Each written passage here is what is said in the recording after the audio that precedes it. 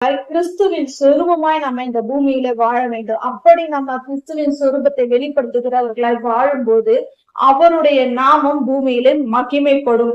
அவருடைய நாமம் மகிமைப்படும்படியாய் நாம் வாழ வேண்டும். கிறிஸ்துவை ஏற்றுக்கொண்டா மட்டும் போதாது, அவருடைய தன்மையின் சொரூபமாய் நாம வாழணும் அப்படின்ற ஒரு விருப்பம், ஒரு வாஞ்சை நமக்குள்ள இருக்கணும்.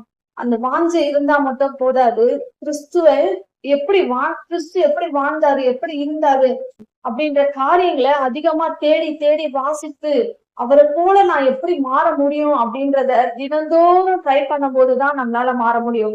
ஒரே நாள்ல அந்த காரியம் நடந்துடாது இல்லையா? ஒரே நாள்ல நான் கிறிஸ்துவ போல மாறிட்டேன் அப்படின்னு சொன்னா அது சும்மா, அது யாராலையும் செய்ய முடியாத காரியம். ஆனா நம்ம ஒவ்வொரு நாளும் அவரோட ஒரு ஐக்கியத்துல இருந்து ஜெபித்து அந்த வசனங்களை வாசித்து இயேசு கிறிஸ்துவை தியானிக்கும் பொழுது நம்மளால நிச்சயமா அதை செய்ய